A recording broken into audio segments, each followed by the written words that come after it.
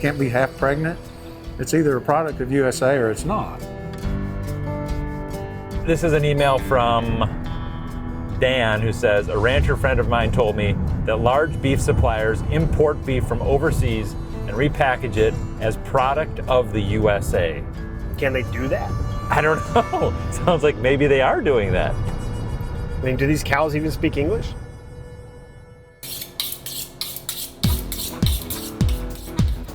What is the cut? Beef tenderloin.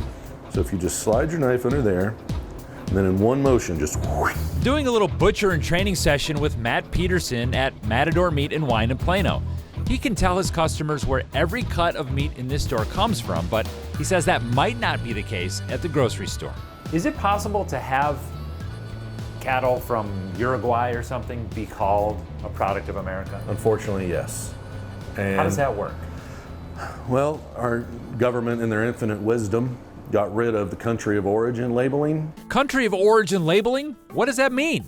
Well, the United States Department of Agriculture requires most stores to label chicken, fish, shellfish, nuts, fresh fruits and veggies, and more, but not beef. Stores don't have to tell you where it comes from. I think it is ultimately unfair to the consumer. Again, I want to know where my beef comes from, where my honey comes from, where my tomatoes come from. In fact, as long as foreign beef is processed in the U.S., meaning cut down from a bigger side of beef into smaller cuts, it can be labeled product of the USA. I think it's intellectually dishonest from the beginning to the end.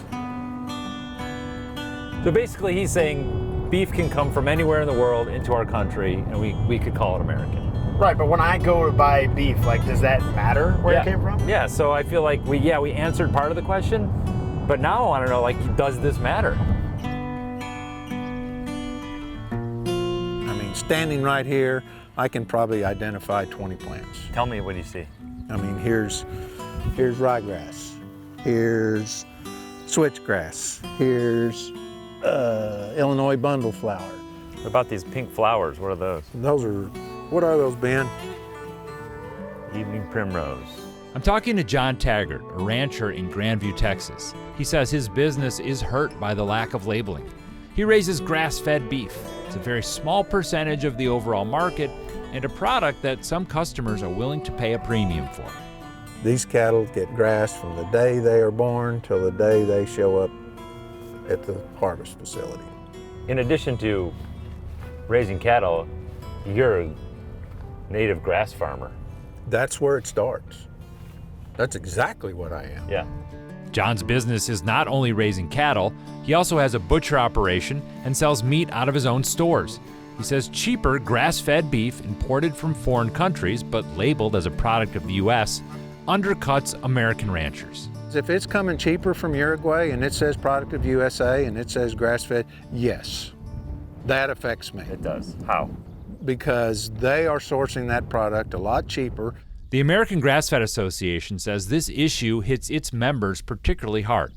While 9% of conventional beef is imported, 75 to 80% of grass-fed beef is imported, and it can be labeled as a product of the USA. So that's who I'm competing against. And can be generally called American. Yeah, absolutely it is. This one's chicken. Hey, chicken. Missy Bonds runs a ranch out in Saginaw, Texas, and she has the opposite opinion. She's a board member with the Texas and Southwestern Cattle Raisers Association. Is it deceptive to have meat that's raised in another country, slaughtered in another country, and just finished off here to call that an American product? Most of what the product that is coming in as is coming in to meet the demands for hamburger production. Okay, let's talk about hamburgers. Cattle with ample fat are worth more than skinny ones, and Missy says what comes from foreign countries are skinnier animals. According to an estimate by an economist at Oklahoma State, 72% of cattle imports go toward hamburgers. The leaner meat is mixed with fattier domestic meat to meet America's enormous demand for low-cost hamburgers. Missy says all beef in this country is government inspected and safe to eat, but tracking and labeling where beef comes from would just add to the cost.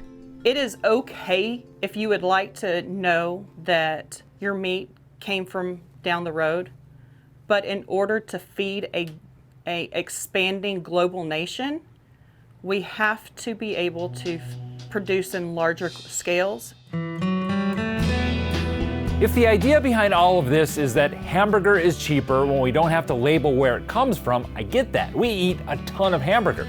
But that's not all that's happening. We verified that the United States allows beef from anywhere to be called American when it's really not. And that can be hard on ranchers like John, and it's just not being honest with consumers. If you've got something you want verified, send me an email.